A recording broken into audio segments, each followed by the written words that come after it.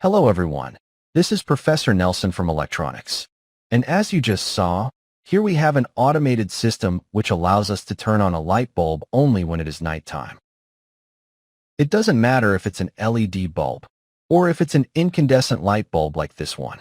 Now keep in mind that with this system, you will be able to turn on either of these two types of light bulbs. It doesn't matter if it's 100 watts or 200 watts, since this system is very similar to the public lighting systems we have on our streets. However, you can use it to automate that light bulb you have at home. That light bulb you always forget to turn off once you turn it on at night.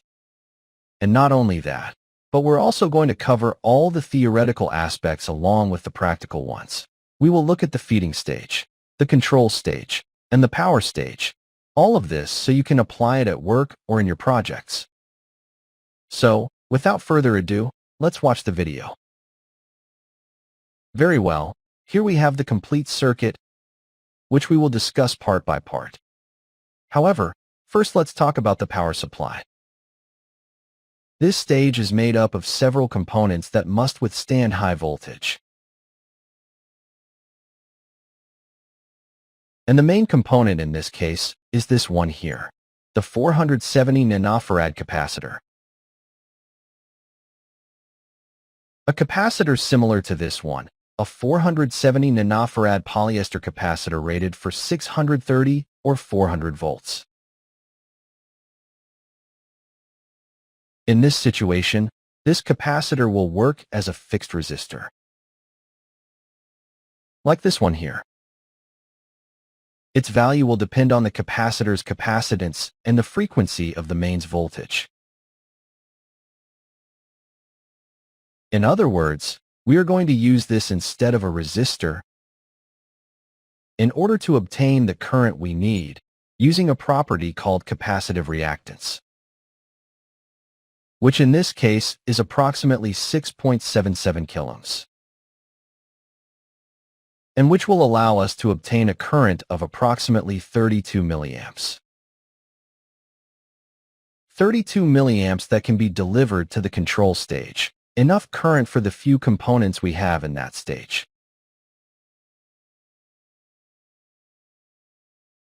Then we have this diode bridge. The diode bridge can be like this one here, or you can use any other as long as it's rated for 220 or 110 volts. Although you can also use 4 individual diodes of 1 amp, 2 amps, or even 3 amps. Then we have other components, for example, this resistor, and this one here. This is to limit the maximum current of the circuit, and this one here is to discharge the capacitor. Once the alternating current passes through the diode bridge, this current will be rectified, and we will have pulsating direct current. And to avoid that type of current, the 470 microfarad capacitor C2 is placed. Once this capacitor is installed, the current will be constant and continuous. There will no longer be any pulsations. The 100 nanofarad capacitor C3 is to eliminate any electrical noise found in our power supply. And finally, the most important component, the Zener diode. In this situation, we're going to use a 15-volt Zener diode. However, you can use a 12-volt or 10-volt diode, but preferably a 1-watt one so it doesn't overheat. That's all for the power supply. Later, we'll look at and discuss the control and power stages. But first, let's assemble the power supply circuit.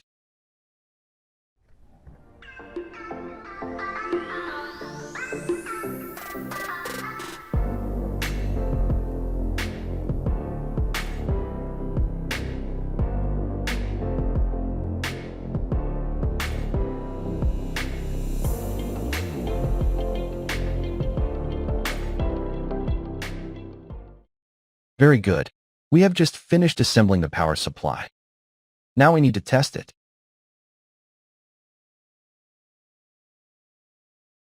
Very good. We need to measure the output voltage of our power supply.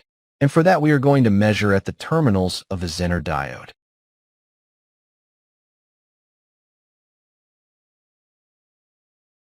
and we have 16 volts. Now, keep in mind that I'm using 220 volts, but you can use 110 volts.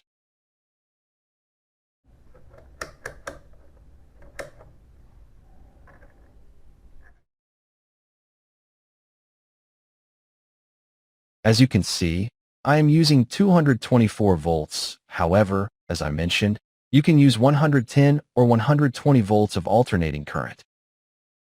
With the power supply assembled, let's move on to the control stage. Okay, now let's talk about the control stage. In the control stage, the main component is this one here. This is an LDR, or light-dependent resistor.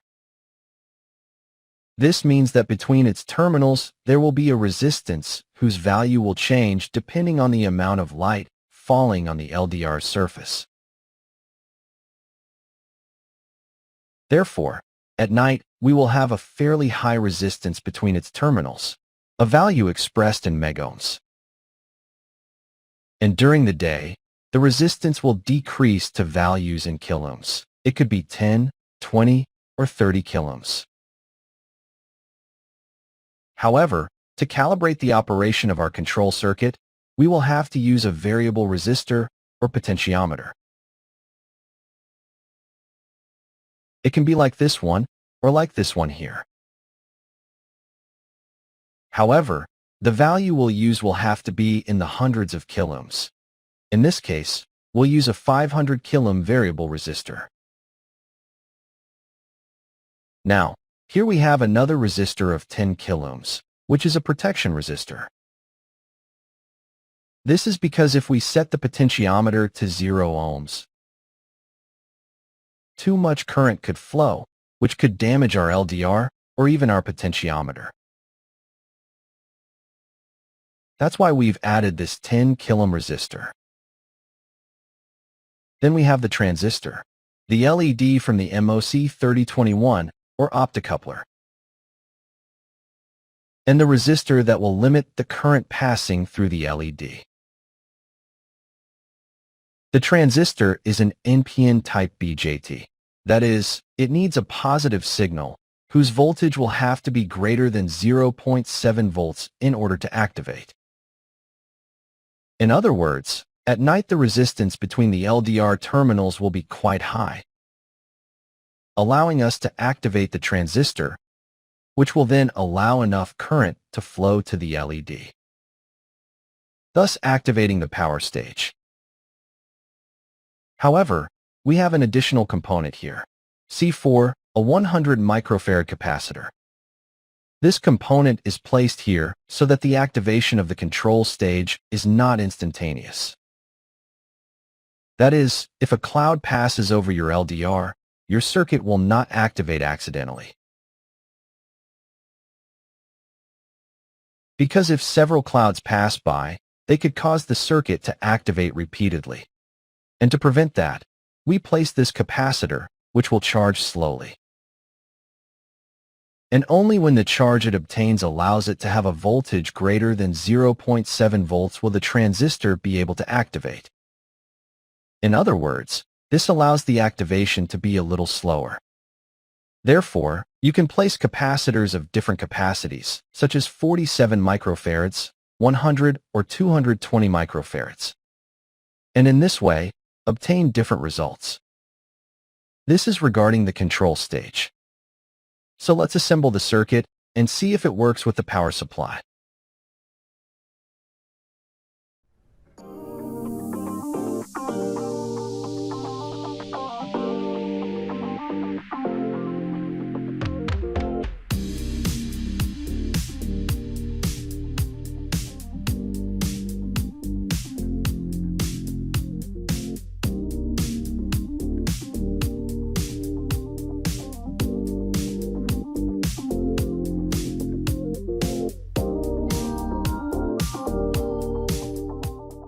Very good. We have just finished the control stage.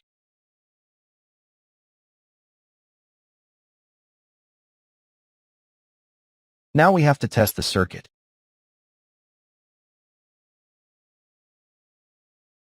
Very good. Now let's see how the control stage works. For that, we have to power the circuit.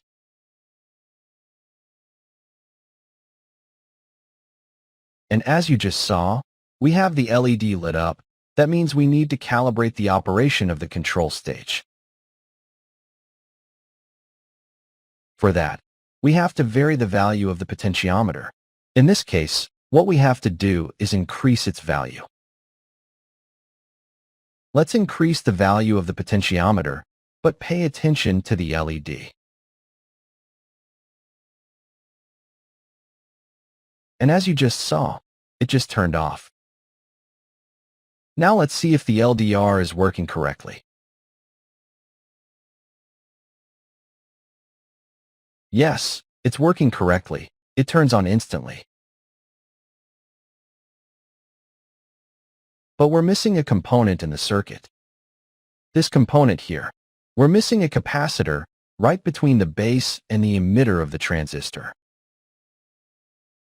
So let's put the 100 microfarad capacitor on the base of the transistor.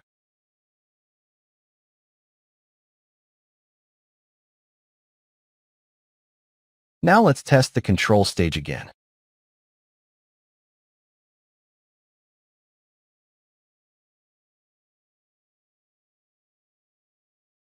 And the turn-on is more gradual. That is, it doesn't turn on instantly, but takes a little while to turn on. And this is how the control stage works. Now let's look at the power stage. In the power stage, we'll find the following components. We have a triac, an optotriac, and a resistor. In this case, the triac we're using is the BTA16, which handles 16 amps. However, you can use any other triac. It could be rated for 4 or 8 amps. And in the case of the optotriac, it will deliver the signal to activate the BTA16 or power triac. It will do so through its gate.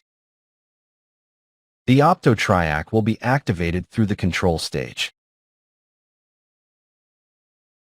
And here we have a 470 ohm resistor, which will limit the current passing through the triac inside the MOC3021. This prevents it from being damaged when delivering the activation signal. Now, if you're using a 220 watt light bulb, a current of 1 amp will flow through the triac, which isn't a problem for the BTA16. However, you need to consider the following. There will always be a small voltage, approximately 2 volts, across the terminals of any triac. Therefore, if 1 amp of current flows through the triac, this current will be multiplied by the 2 volts across its terminals. So, you'll have 2 watts of power across the triac, which means the triac will heat up. And to avoid that, I advise you to use a heat sink so that it can function without any problems during extended periods of operation. Well, that covers the power stage. However, let's see how the entire circuit works together.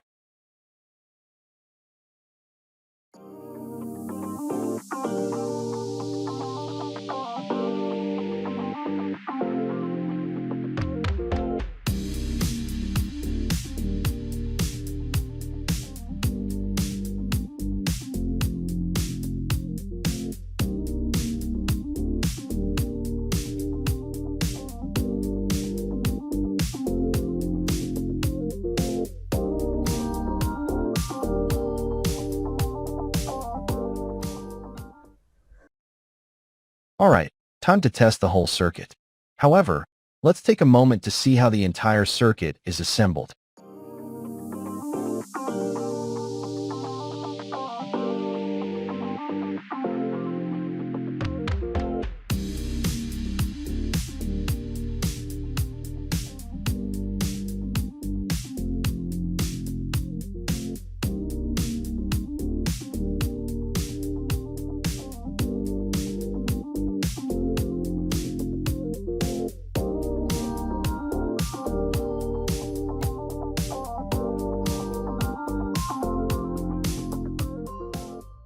Alright, now we have to test it with an incandescent light bulb.